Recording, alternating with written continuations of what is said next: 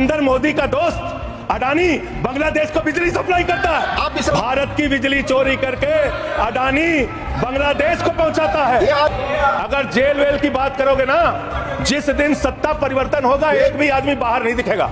ऐसी बातें मत करो। आपस में बात नहीं।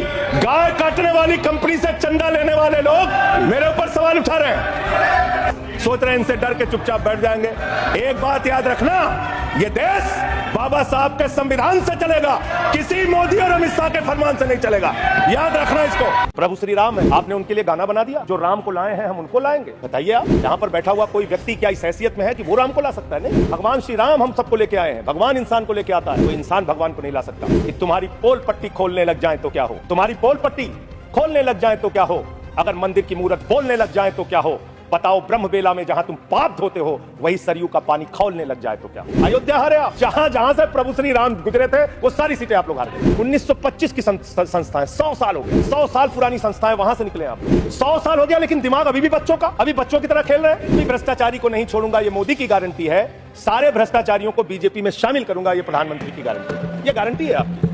चंदा दो धंधा लो स्कीम मत चलाइए। इलेक्टोरल बॉन्ड में आपका पर्दाफाश हो चुका है। 3,02,000 करोड़ रुपए के ठेके अलग अलग कंपनियों को दिए गए, जिनसे इलेक्टोरल बॉन्ड के नाम पे पैसा लिया गया। इसकी जांच होनी चाहिए। हम आ भी भरते हैं तो हो जाते हैं बदनाम, और वो कत्ल भी करते हैं तो चर्चा नहीं होता। आप लोग सबको गालियां देने लगते हैं। लोकतंत्र में अच्छी चीज नहीं माने। कभी मुसलमानों को गाली दो, कभी सिखों को गाली दो, कभी ईसाइयों को गाली दो। भारत के प्रधानमंत्री महंगाई पे बात नहीं करते महोदया, बेरोजगारी पे बात नहीं करते महोदया, किसानी पे बात नहीं करते। इस देश के अंदर अग्निवीर योजना के कारण भारत की सीमा को कमजोर करने का आपने काम किया, उस पर बात नहीं करते। भारत के प्रधानमंत्री बड़े अफसोस के साथ कहना पड़ रहा है, कभी मुगल पे बात करते हैं, कभी मटन पे बात करते हैं, कभी मदरसा पे बात करते हैं, कभी मछली पे बात करते हैं, और हद तो तब हो गई जब देश के प्रधानमंत्री मुजरा जैसे शब्द का इस्तेमाल करते हैं। शर्म आती है। दुनिया के सबसे बड़े लोकतंत्र के प्रधानमंत्री ऐसी भाषा का इस्तेमाल कर रहे हैं। इस चुनाव के अंदर हमने देखा विपक्ष के नेताओं को पकड़ पकड़ के कैसे जेल में डाला गया। ईडी का, सीबीआई का, जांच एजेंसियों का दुरुपयोग करके राज्यों के मुख्यमंत्री को जेल में डाला गया, मंत्रियों को जेल में डाला गया। इस चुनाव में हमने देखा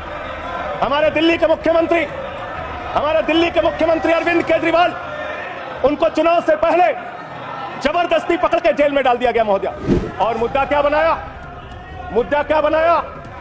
तथाकथित शराब घोटाला।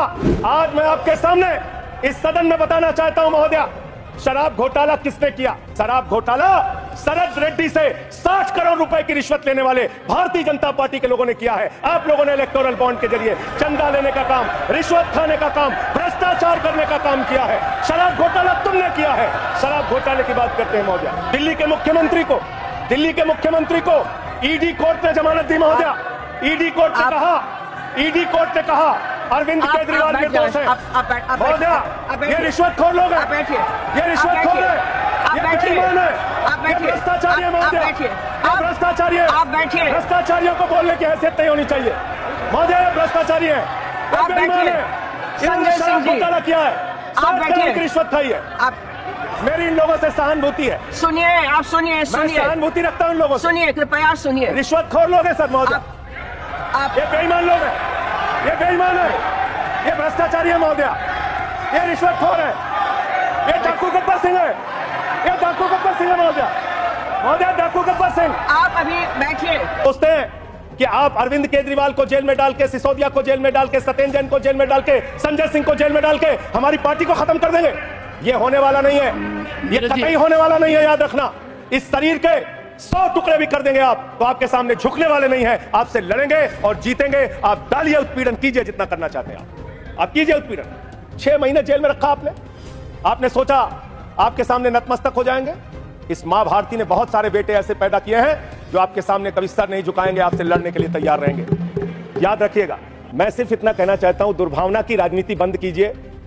अगर आपको भारत के लोकतंत्र को मजबूत बनाना है, भारत के संविधान को मजबूत बनाना है, तो सत्ता पक्ष का भी महत्व है, प्रतिपक्ष का भी महत्व है। प्रतिपक्ष को खत्म करके, विपक्ष को खत्म करके, नेताओं को जेल में डालकर आपको कोई लाभ होने वाला नहीं है। और पता नहीं कौन आपको सलाह देता है, किस गलतफहमी में आप लोग रहते हैं। मैं आपके लिए भी कह रहा हूं और इधर जो बैठे हैं उनके लिए भी कह रहा हूं, जब जो पार्टी सत्ता में रहेगी, अगर विपक्ष के लोगों को जेल में डालेगी, उस पार्टी का सत्यानाश होगा। अपने नेताओं को बता देना।